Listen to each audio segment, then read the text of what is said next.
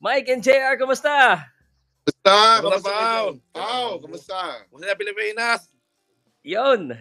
Kumusta ang pakiramdam muna ng Team Tapales at sa wakas tapos na ang timbangan, labanan na.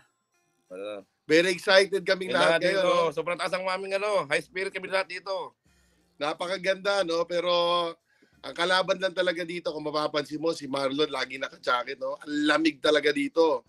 In fact, pagdating ng mga alas 12 ng gabi, talagang nagne-negative 2 yung pakiramdam dito eh. Pero sarado naman lahat yung buong kwarto ni Marlon, nakatulog siya na maayos. In fact, talagang buo talaga mga tulog niya past few days talaga, no? So, pag tinatanong natin si Champ, kondisyon na kondisyon talaga siya, tsaka ready to fight. Talagang to, bagbata na talaga to. Siguro hindi na naman bago sa inyo na maraming mga hindi naniniwala sa kay Marlon Tapales. How's the what's the reaction of the Team Tapales, sa iba't ibang yung feedback ng mga tao? Nako, mayroon ka nag-comment, Marinas part 2 yan. How do you feel about that? Honestly, Pao, kung tatanungin mo kami, no? Peace off. Gusto lang talaga namin. Ang gusto lang talaga namin magbingay talaga karangalan sa Pilipinas. Ala kami pakialam talaga kung anong tingin nila, matalo, yung mga sumusuporta na nanalo, doon talaga tayo nagpapasalamat. Pero talagang eto magbibigay talaga ng 100% talaga to si Marlon Tapales sa laban na to. Para sa mga Pinoy, sa mga Pinoy ito para sa mga hater rin, sa inyo rin to. Okay. Isa sa gusto kong itanong bilang nandiyan ka, kahapon at saka ngayon. Kahapon, ako'y nagtataka kasi ang press con usually yung nagbababad ng konti kahit sa face-off. Umalis kagad to si Naoya Inoue. Pagkatas kamayan, parang ayaw tumingin. Tas kanina rin, parang hindi ganun kababad ang titigan nila. Ano ba? Ba't ayaw natitigan si Marlon Tapales ng matagal? Actually, kahapon, medyo surprised din ako ng konti na dapat mag-face-off sila eh. Pero in fact, it's a press con. Siguro talagang hinintayin nila umabot hanggang ngayon talaga yung final and face-off talaga. Wow, yung mukha ni Inoue, Super Saiyan 3, yung mukha ni Marlon, Super Saiyan 4, yung may buntot na Goku. Yeah. Nakatakot ni Marlon, di ba? Oo, grabe. After ngayon ng weigh-in, ngayon recovery ngayon si Marlon, no? Kumakain tayo ng tradition natin para kay Boss Manny, no? Kumakain siya ng nilagang baka, nilagang manok, yung talagang pampabigay ng nutrition sa kanya para bukas. Basta.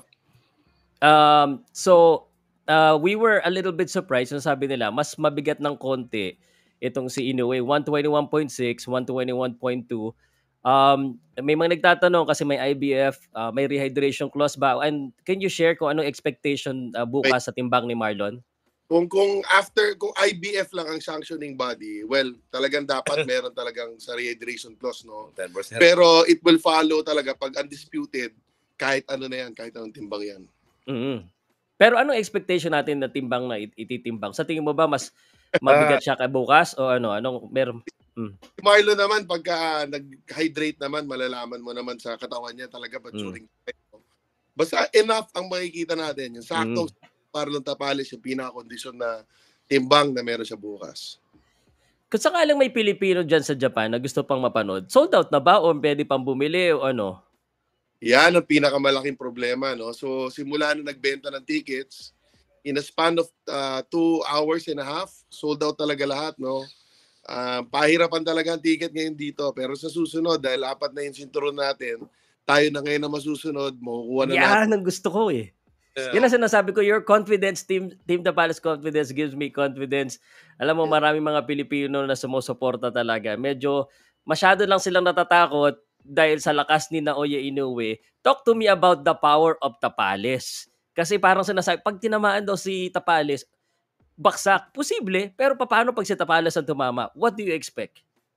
Style makes fight, Pao. Yeah. Two-fisted fighter si Marlon. Ang hirap ang hirap magsabi kaagad ng tapos, no? Pero ito lang masabi namin na talaga napaghandaan talaga ni Marlon to during training camp niya sa Baguio. Nakita niya naman sinabi sa press ng Team Sanman. na talagang 100% talaga si Marlon, hindi siya natatakot dahil sa napaka-perfect na kanyang training camp. Even nutrition, conditioning, wala tayong masabi talaga dyan. Binigay talaga lahat para kay Marlon para manalo talaga dito sa laban na to. Yan. Ano, sabi ng iba, mga nagsasabi, wala, it's a money grab. But I know you want to win. It's not about money. No. Sa totoo lang, sa inyo na yung pera, amin na lang yung sinturon. Yan talaga pinaka-importante sa lahat. Di ba? Wow, okay.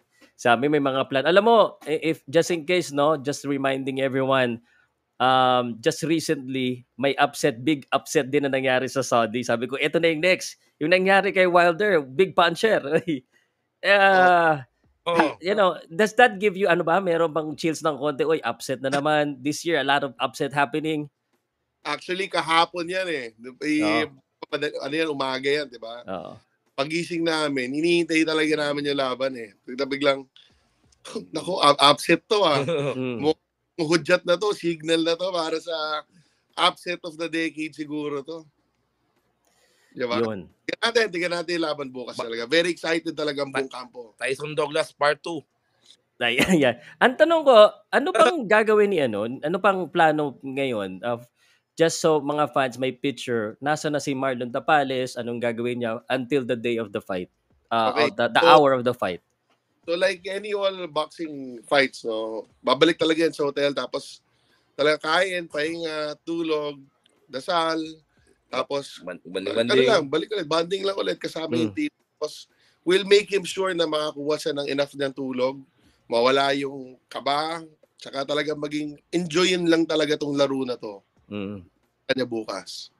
Malapit naman yung ano nyo, yung inyong hotel sa paglalabanan kasi yun yung iba sa So ang venue namin talaga is Yokohama.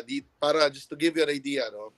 Ang Yokohama kasi dito nakalagay ang Ohashi Gym. Dito rin ang hometown. Yes. Pero ang fight will be in sa Ariake. Tokyo. Tokyo 'yon. Meron medyo malayo. Na sinusundo si Marlon. Same din with Inoue. Dito rin nanggagaling si Inoue. Pareho naman. So, nandito, but si Inoue nasa ibang hotel o nasa bahay niya. But yung for the team, nandito kami sa Yokohama ngayon na hotel. So, I was gonna ask you something. Nakalimutan ko. May tatanong na sobrang na-excite na ako dito sa laban na ito. Pero relevant ang tanong na to eh. Yon, naalala ko na. About the gloves. Since the biggest fight in Japan, especially about Naoya Inoue, gloves has always been a talk of the town. Tell me, ano bang gloves? Nagkasundo na ba sa gloves? Pwede ba mag-share dito? Ano gloves natin? Ano gloves natin? Winning, no? Winning gloves tayo, no? Winning. Teka. Winning. Pero sa totoo lang yung puncher's gloves, sa ganyan, basta parehas ng ounce yan, totoo lang talaga. Pag tinamaan ka talaga ng malakas sa suntok, tutumba ka talaga. Ito, pakita mo. So, wala kayong masyadong issue sa gloves para i-clear na rin natin yung yung mga tao, kasi alam mo naman, ibang mga tao gumagawa ng istorya.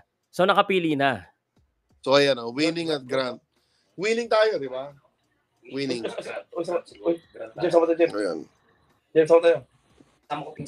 Winning gloves kayo or Grant? Winning ba sa atin? May nag-comment.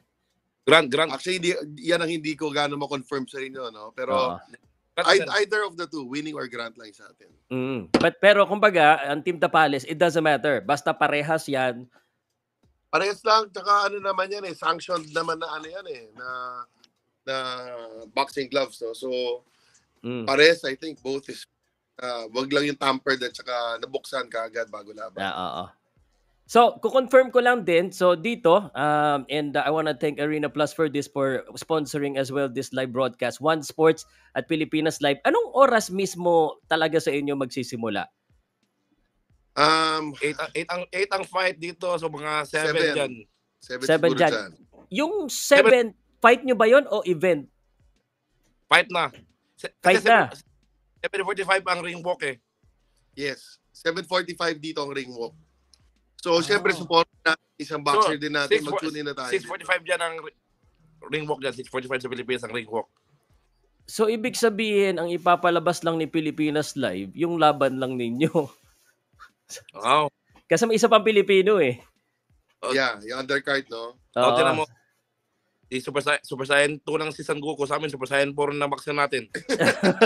Sana bro, sana talaga, pinagdadasal ko talaga. Sobrang daming galit na rin sa akin, di nila naniniwala. May nakita ako na confidence kay Marlon Tapales. Parang wala yatang publicly saying na analyst na mananalo si Marlon Tapales. Lahat sila playing safe aside from me. So I hope magawa natin ito. Any message to the fans or sa mga supporters para suportahan nila talaga itong laban na to, or kung kanino man? At talaga, no, lahat ng mga sumusuporta sa mga buksingerong Pilipino, talaga nagpapasalamat kang buong Team Sanman at saka sila Marlon sa inyo. Noong unang lumabas na announcement na may Inoue Tapales na laban, I think marami talagang tao na hindi man sumusuporta kay Marlon eh. Pero dahil Pilipino tayo, no, kilala natin si Marlon at pinanood natin yung career niya, no. Talaga hanggang sa dulo talaga susuportahan pa rin na talaga natin ang mga Pilipinong boxer. Maraming salamat sa inyo, tsaka larga na, laban na bukas. Yeah, excited na ako. Ay, salamat pala ha. Hindi alam ng iba kung sino ba nanggagaling yung mga picture at video yan. Salamat. Salamat sa insider report. So sa may tanong is Sir JR, baka ikaw may gusto kang mensahe sa mga hater at followers. Kasi baka ikaw medyo palaban eh. Hindi. Hayaan mo na. Yun lang, pagdasal nyo lang talaga si Marlon. Pagdasal na lang. Baka sumusuporta at saka nanonood podcast, no? Para sa mga Pilipino rin 'tong ginagawa namin eh. Hindi naman para sa amin 'to eh. Talagang I think sinabi nga namin, sana talaga bukas na talaga ang totoong Pasko ng Pilipinas. Yan. Ito lang yun. Alam mo, hindi nare-realize ng pati mga ibang vloggers, pati yung mga boxing fans, pag nanalo si Marlon Tapales, panalo talaga tayo lahat. Buhay na buhay ulit yung industriya ng boxing dahil meron tayong isang undisputed champ. I believe. Lahat ng mga OFW ng Japan masaya pag manalo si Tapales. Oo, syempre. Hindi lang Japan, bro. I received messages from around the world supporting kay Marlon Tapales, from the US to Brazil to Europe. Alam ko yan, nakikita ko talaga eh. So, maraming sumusuporta kay Marlon Tapales at isa na dyan yung Pauka Sports. Sobrang salamat sa time nyo. Salamat talaga. Tsaka sa mga nanonood at tsaka loyalist ni Marlon. Laban natin to. Lamig. Salamat. At iuwi niyo 4 na belt sa pahawak ng belt sa pagdating. Matik. Salamat sa oras. May swing ka ba? Thank you. Let's go. Yan.